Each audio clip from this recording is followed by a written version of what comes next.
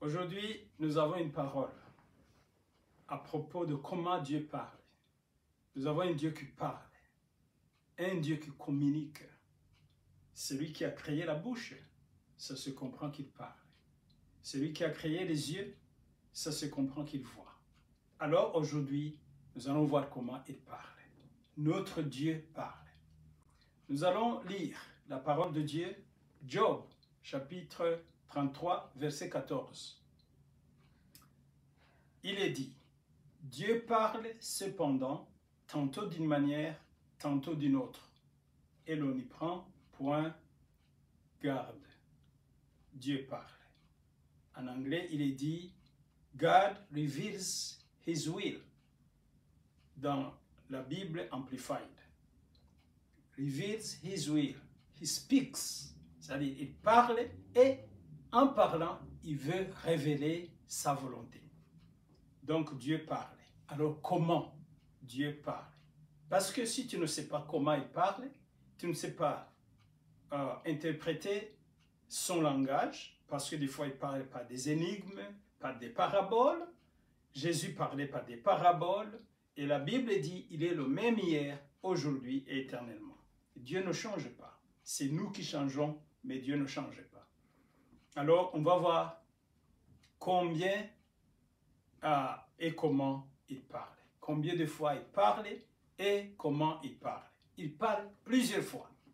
Et quand il voit que tu n'as pas compris, il change, il parle encore par un autre moyen, par une autre voie. Il essaie de communiquer tous les jours. Mais si tu ne fais pas attention, tu risques de ne pas interpréter son langage.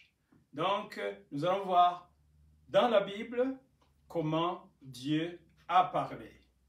Nous lisons d'abord, après avoir autrefois à plusieurs reprises et de plusieurs manières parlé à nos pères par les prophètes, Dieu, dans ces derniers temps, nous a parlé par le Fils, son Fils, qu'il a établi héritier de toutes choses, par lequel il a aussi créé le monde.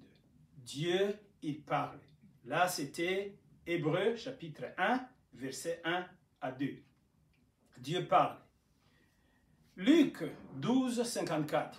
Il est dit, il dit encore aux foules, quand vous voyez un nuage se lever à l'Occident, vous dites aussitôt la pluie vient. Et il arrive ainsi. Et quand vous voyez souffler le vent du midi, vous dites il fera chaud. Et cela arrive. Donc, nous savons interpréter même le climat, la nature, et nous savons ce que ça signifie. Donc, Dieu parle par la nature, Dieu parle par les gens, Dieu parle par toutes les créatures, Dieu parle par le vent, la tempête, tout ce qui a été créé, Dieu parle par ces créatures. Donc, nous allons voir comment Dieu parle. Et chaque fois qu'il parle, il a un message spécifique à communiquer. Il parle, premièrement, par les circonstances. Les circonstances, tout ce qui nous arrive, cache un message de Dieu. Il faut voir derrière chaque situation, il y a un message de Dieu. Regardez bien. Luc 5, 5. Simon lui répondit, Maître, nous avons travaillé toute la nuit sans rien prendre, mais sur ta parole, je jetterai le filet. Je jetterai le filet. Donc ici, Dieu avait parlé à Pierre par l'échec, le fait de ne pas réussir dans son entreprise. Qu'est-ce que Dieu voulait dire à Pierre? Nous allons voir ce que Dieu voulait dire à Pierre. Là, Jésus voulait communiquer à Pierre. Il voulait lui communiquer ceci. Tu t'es appuyé sur ton expérience, mais ce n'est ni par la force, ni par la puissance, c'est par mon esprit. Parce que tu es un pécheur. Tu t'es appuyé sur ton expérience. Et voilà, tu étais déçu parce que tu ne t'es pas appuyé sur moi. Tu devrais t'appuyer sur moi, sur ma grâce, sur ma puissance et ma force. Prier et attendre que Dieu te fasse faire, t'aide à faire et à réussir. Et ne pas compter sur ton expérience. Deuxièmement, tu es parti sans m'avoir consulté. Juste péché. Mais tu n'as pas eu la réponse de Dieu pour aller dans cette entreprise de péché. Parce que tu as pensé que tu vas le faire comme tu le faisais jadis, mais les choses ont changé depuis que je t'ai rencontré et que tu m'as accepté comme Seigneur et Sauveur. Maintenant, tout ce que tu fais dépend de moi. Il fallait me consulter. C'est pourquoi il lui a dit, maintenant, jette le filet à droite, c'est moi qui te l'ai dit. Et Pierre a dit, normalement, j'avais échoué, mais comme tu l'as dit sur ta parole, je vais le faire. Et il a fait, il a eu une pêche miraculeuse. Dieu parle par les circonstances. C'était une circonstance. L'échec là, c'était une circonstance. Il faut aller dans le calme et la tranquillité et dire, Dieu, par ça, tu es en train de dire quoi? Parce qu'il y a des fois, Dieu parle par les stops, par les blocages. Et c'est Dieu qui te dit, ne continue pas. Nous allons les voir. Il y a des fois, Dieu parle par ce qu'on appelle les breakthroughs, les réussites. Il te dit, vas-y, je suis avec toi. On va les voir. Écoutez ceci. Genèse chapitre 26, verset 20, 21 et 22. Les bergers de Guérard querellèrent les bergers d'Isaac en disant, l'eau est à nous. Et il donna au puits le nom de Sec, parce qu'il s'était disputé avec lui. 21. Ses serviteurs creusèrent, les serviteurs d'Isaac, creusèrent un autre puits, au sujet duquel on chercha aussi une querelle. Et ils appelèrent ce puits Sitna, puits de querelle. Genèse 26, 22. Il se transporta de là et creusa un autre puits pour lequel on ne chercha pas querelle. Et il appela Rehoboth, car, dit-il, l'Éternel nous a maintenant mis au large et nous prospérons dans le pays. Donc ici, Dieu voulait les orienter. Dieu voulait les dévier, si on peut dire. Il voulait les orienter parce qu'ils s'étaient trompés de puits. Il y avait un puits que Dieu avait prévu pour eux. Ils sont allés creuser le puits qui n'était pas leur destinée. Ils ont fait querelle. Et par les querelles, Dieu a parlé. Il dit, ce n'est pas ça. Des fois, Dieu parlait par même des querelles, pas des disputes. Parce que Dieu veut te dire, ce n'est pas là. Ça, ce n'est pas ton endroit de bénédiction. Quitte et vas-y ailleurs, je te bénirai. Alléluia. Écoutez, Acte 7, 26. Le jour suivant, il parut au milieu d'eux, comme ils se battaient, et il les exhorta la paix. Hommes, dit-il, vous êtes frères, pourquoi vous maltraitez-vous l'un l'autre? Ça, c'est Moïse qui parlait à ses frères. Mais celui qui maltraitait son prochain le repoussa en disant, qui t'a établi chef ou juge sur nous? Écoutez, veux-tu me tuer comme tu as tué hier l'Égyptien? Écoutez, à cette parole, Moïse prit la fuite et il alla séjourner dans le pays de Madian où il engendra 2 fils. Il ne pouvait pas aller à Madian et c'est là que Dieu l'a rencontré. Il est devenu Moïse à cause de cette fuite. Donc Dieu, en voulant l'orienter, il a créé une dispute.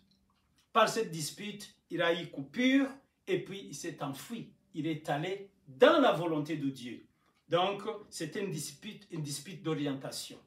Donc, voilà, il faut comprendre ce que Dieu est en train de dire. Au lieu de se lamenter, au lieu de crier, tu peux faire un business, ça ne marche pas. C'est parce que Dieu est en train de te dire, ce n'est pas ça. Fais un business d'autres produits ou fais un autre travail et continue toujours à essayer. Nous essayons tout et nous gardons ce qui réussit.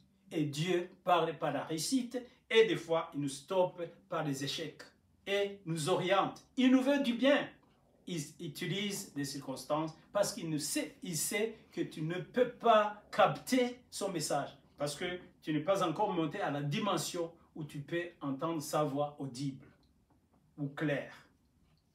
Dieu, pour orienter les apôtres, il a parlé aussi par les disputes, par des mauvais moments qu'ils ont eus. Ils ont eu une persécution. Par cette persécution, Dieu a parlé. Parce qu'il avait dit, vous allez commencer à prêcher à Jérusalem, à Samarie, en Judée et jusqu'aux extrémités de la terre. Et il s'était cramponné à prêcher à Jérusalem. Ils n'ont pas voulu bouger. Les gens n'aiment pas le changement. Les gens n'aiment pas l'épanouissement. Et Dieu, pour les faire bouger, aller prêcher dans les nations. C'est comme ça que l'évangile est venu à nous aussi, qui étaient un peu loin de Jérusalem. Donc, il fallait que Dieu amène quelque chose. Il a parlé par la persécution. Écoutez, Acte 11, 19. Ceux qui avaient été dispersés par la persécution survenue à l'occasion d'Étienne allèrent jusqu'à Phénicie, dans l'île de Chypre et en Antioche, annonçant la parole seulement aux Juifs. Jusque-là, il parlait aux Juifs. Jusqu'au jour où Dieu a appelé Paul, il lui envoie aux païens, c'est-à-dire aux étrangers qui n'étaient pas juifs, et c'est comme ça que l'évangile est parvenu à nous. Alléluia. Nombre 22, 32. Écoutez ceci. L'ange de l'Éternel lui dit, « Pourquoi as-tu frappé ton ânesse déjà 3 fois? Voici, je suis sorti pour te résister, car c'est un chemin de perdition qui est devant moi. » Ça, c'est Balaam. L'ânesse m'a vu. Et c'est l'ange qui dit à Balaam, « L'ânesse m'a vu et elle s'est détournée devant moi déjà 3 fois. Si elle ne se fût pas détournée de moi, je t'aurais même tué et je lui aurais laissé la vie. » Écoutez ce que Balaam a dit. Balaam dit à l'ange de l'Éternel, « J'ai péché car je ne savais pas que tu te fisses placer au-devant de moi sur le chemin et maintenant, si tu me désapprouves, je m'en retournerai. » C'était un message de Dieu pour réorienter une personne qui était perdue. Donc, il était perdu pour aller maudire le peuple de Dieu. Et Dieu a envoyé son ange. Il y a des fois, même la voiture peut s'arrêter dans la route. Parce que la voie que tu prends, Dieu ne veut pas que tu la prennes. Il y a des fois même, le GPS perd l'indication, il perd de signal. Et à un certain moment, quand tu retournes, tu prends la voie que Dieu veut, le GPS reprend le signal. Donc, Dieu parle, pas les circonstances. Il parle beaucoup. Donc, par les circonstances. Ça, c'est une chose. Alléluia. Nous allons voir comment Dieu parle, par d'autres choses. Dieu parle, deuxièmement, par la parole. Après les circonstances, c'est par sa parole. La parole que nous prêchons, il est en train de te parler. La parole que tu lis, il est en train de te parler, pas la parole. Il y a des fois, tu lis la Bible et tu comprends, il y a un verset sur lequel tu tombes, tu sens que Dieu te parle par ce verset. Il devient fort, it's sounding in you. Tu sens que Dieu est en train de parler. Ça devient vraiment, ça devient avec beaucoup de poids. Hein? Il y a des fois, tu écoutes la prédication comme ça. On dit beaucoup de choses, à un certain moment, on dit une chose et ça tique dans ton cœur. Dieu est en train de parler. Il ne faut rien négliger. Dieu parle par sa parole. Troisièmement, Dieu parle par ce qu'on appelle le prompting, les voix intérieures, des inspirations, les voix intérieures. À part les circonstances, à part sa parole, il parle aussi par les voix intérieures. Il y a des fois, tu te réveilles avec une chanson. Une chanson et tu oublies certains couplets de cette chanson. Mais tu te souviens de certains couplets de cette chanson. Dieu est en train de parler par cela, ces couplets que tu te rappelles. Des fois, tu oublies quelques paroles de cette chanson. Mais il y a des paroles coupées dont tu te souviens. Ce sont ces paroles-là que tu te souviens qui comporte le message de Dieu. Dieu parle par l'inspiration, prompting, les voix intérieures.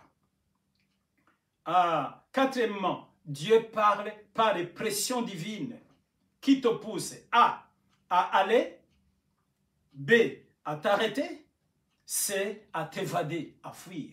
Il y a des fois, tu sens même le feu, la chaleur. Dieu dit, vas-y, cours vite, échappe, évade-toi. Hein? Il faut courir, il faut sortir d'ici, de cette maison, de cette foule, de cette congrégation, de ces choses que tu es en train de voir, ou tu es en train de regarder un film. Il y a quelque chose peut-être qui va te faire mal dans le cœur. Et tu sens que Dieu te dit, arrête, coupe ce film, vite. Ne continue pas à regarder ces choses. Dieu parle par cette pression, la pression divine. Oui, Dieu parle par plusieurs façons, par plusieurs instruments. Dieu parle aussi, sixièmement, par les songes qui sont clairs, dont tu te souviens. Parce qu'il y a les songes quand tu es fatigué, il y a des songes dus à la fatigue. Il y a d'autres songes qui sont la communication de Dieu. Des fois, tu te rappelles et c'est clair. Et c'est clair. Et tu sens que tu te rappelles bien de ce que tu as rêvé. Et Dieu parlait par là. Et puis, Dieu parlait septièmement par les sages et d'autres personnes. Il peut parler par les enfants. Jésus a dit, si vous faites taire à ces enfants qui sont en train de crier Hosanna, même ces pierres, ils vont se lever, ils vont crier. Parce que Dieu parle par les enfants, par les sages, par les vieux, et par les pierres, par les herbes, par les animaux. Dieu parle par toutes ces créatures. Et voilà, donc Dieu parle. Un jour, Dieu a parlé à Moïse. Au lieu de lui parler directement, il est passé par son beau-père qui s'appelait Jéthro. Il a parlé par Jéthro. Et un jour, les pharisiens qui étaient en train de persécuter les apôtres, un certain Gamaliel, il s'est mis debout et puis il les a conseillés. Il a dit, si cette affaire vient de Dieu, vous ne pourrez pas les vaincre. Si c'est Dieu qui est derrière ça, vous ne pourrez pas les vaincre. Mais si ça ne vient pas de Dieu, laisse, ça va se détruire. Cette affaire va se détruire elle-même. Donc, dans les deux cas, tu ne dois pas combattre une personne. Parce que si c'est Dieu, tu ne pourras pas le vaincre. Et si ce n'est pas Dieu, ça va disparaître avec le temps. Donc, voilà. Dieu parle tantôt d'une manière, tantôt d'une autre. Donc, il faut écouter Dieu. Donc, voilà. Nous allons voir comment Dieu parle par les gens de façon fréquente. Il y a des gens qui sont utilisés fréquemment par Dieu. Et Dieu parle par ces gens, souvent. Et d'autres, c'est de temps en autre. Rarement. Pourquoi? Dieu parle par tous, mais il ne parle pas par tous de façon professionnelle. Pour qu'il parle par toi, tous les jours, écoutez ce que la Bible dit.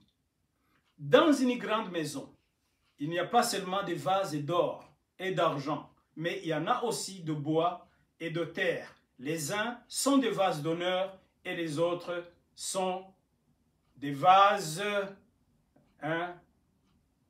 de déshonneur.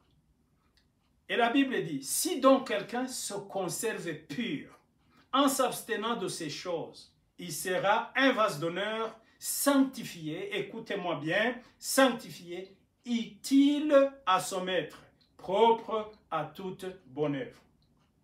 Donc, pour que Dieu continue à t'utiliser, à parler par toi, à agir par toi, il faut te conserver. Mais si tu ne te conserves pas pur, il va t'utiliser, mais pas pour son honneur. La Bible dit, il y a des vases d'honneur et d'autres vases qui ne sont pas des vases d'honneur. Dieu utilise tout le monde, il peut utiliser même le diable. Chaque défaut, Dieu en profite pour utiliser. Les gens qui ont persécuté les apôtres pour les orienter dans leur appel, c'était des gens qui avaient un mauvais cœur. Et Dieu a profité de son mauvais cœur. Mais ça serait bien que Dieu profite du bon cœur pour t'utiliser positivement, pour que tu sois couronné un jour, pour que tu sois bénéfique aux gens, au lieu d'orienter les gens dans les affaires en utilisant le mauvais cœur. Donc, sanctifie-toi. Écoutez, Jérémie chapitre 15, verset 19. C'est pourquoi ainsi parle l'Éternel.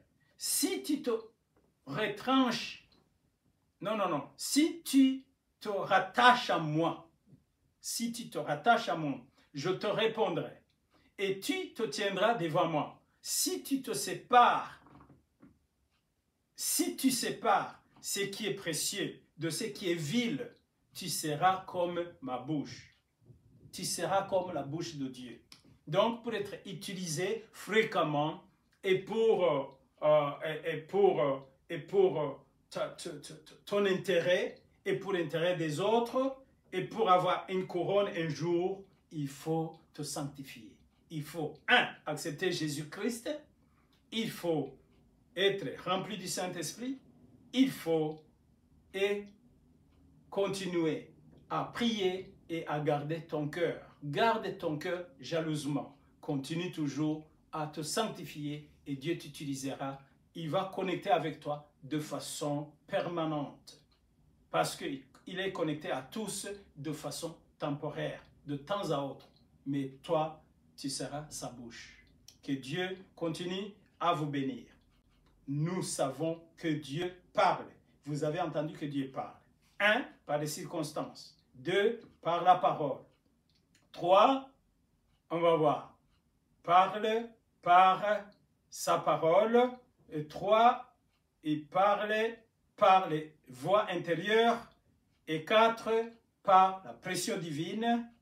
Et 5, par la chair de poule. Et 6, par les songes.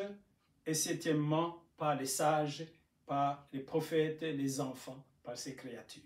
Donc, il faut écouter, être toujours vigilant, car Dieu parle et il a un message à te communiquer. Comme il a communiqué à Pierre, comme il a communiqué à Balaam, comme il a communiqué aux apôtres, il veut te communiquer quelque chose et il a des instruments par lesquels il parle. Il peut te parler aussi directement dans ton cœur. Si une fois tu captes sa dimension, tu continues à monter, à un certain moment, il te parle comme il parlait aux apôtres. Et les apôtres lisaient même les pensées des gens. Dieu peut t'utiliser comme ça, mais il faut continuer à te sanctifier. Mais avant ça, il communique avec toi par plusieurs moyens. Alléluia! Nous sommes très contents, ravis de joie de ce que vous écoutez la parole de Dieu, de ce que vous continuez toujours à vous abonner, de continuer toujours à partager avec les autres. Nous le voyons, nous voyons que vous vous abonnez et nous vous disons merci et nous glorifions le Seigneur pour vous et nous prions pour vous. Continuez toujours à soutenir l'œuvre de Dieu. Ensemble, nous ferons des exploits. Que Dieu continue à vous bénir. Continuez à écouter la parole et surtout, demandez la force de Dieu pour la mettre en pratique. Et soutenez l'œuvre de Dieu toujours comme vous le faites et comme vous le pouvez. Et que le Seigneur vous bénisse abondamment au siècle des siècles. Amen.